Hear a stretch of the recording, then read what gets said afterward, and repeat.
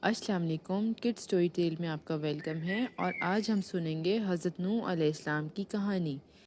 نوح علیہ السلام کے بیٹے یام کو یقین نہیں آیا کہ سیلاب آنے والا ہے۔ اس نے سوچا کہ اس کے والد بے وقوف ہیں۔ وہ کشتی پر نہیں جانا چاہتا تھا کیونکہ اس کا خیال تھا کہ اسے کہیں اور سے حفاظت مل سکتی ہے۔ اس نے کہا اگر سیلاب آیا تو میں پہاڑ پر چڑھ جاؤں گا۔ یوم حساب آ پہنچا اور آسمان کھل گیا۔ بڑا سیلاب آیا۔ زمین پر بارش نے طوفان برسائے۔ پانی نے گہرائیوں سے نکل کر زمین کو اپنی لپیٹ میں لے لیا، لیکن نوح علیہ السلام، ان کے ساتھی اور تمام جانور کشتی کے اندر محفوظ تھے۔ افراتفری کے درمیان صرف کشتی تیرتی رہی اور وہ کافی دیر تک پانی پر تیرتے رہے۔ نوح علیہ السلام نے اپنے بیٹے یام کو پکارا کہ وہ کشتی میں ان کے ساتھ شامل ہو جائیں اور محفوظ رہیں، لیکن یام نے ایک نہ سنی اور وہ باہر ہی رہا۔ اور افسوس کی بات یہ ہے کہ سیلاب کے پانی نے اسے ہر چیز سمیت بہا لیا جو کشتی میں موجود نہیں تھی۔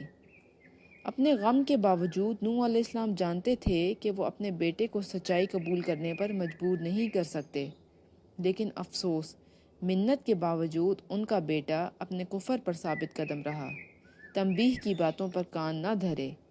ایک بھاری دل کے ساتھ نوح علیہ السلام نے دیکھا ان کا بیٹا اکیلے سیلاب کے پانی کا سامنا کرنے کے لیے پرعزم ہے۔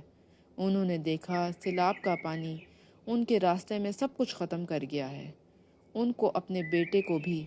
پھر بھی اس طرح کے سانحات کے باوجود نوح علیہ السلام اللہ کی حکمت اور رحمت پر بھروسہ کرتے ہوئے اپنے ایمان پر ثابت قدم رہے۔ سیلاب کا پانی زمین کو اس کی نجاستوں سے پاک کرتا رہا، لیکن کشتی کے اندر نوح علیہ السلام، ان کے ساتھی اور جانور محفوظ اور خشک تھے۔ اللہ تعالیٰ ان کی حفاظت کا وعدہ پورا کر رہا تھا۔ جب سیلاب کا پانی آخر کار کم ہوا تو کشتی پہاڑ کی چوٹی پر رک گئی۔ نوح علیہ السلام نے جانوروں کو دوبارہ دنیا میں چھوڑنے کے لیے دروازے کھول دیے۔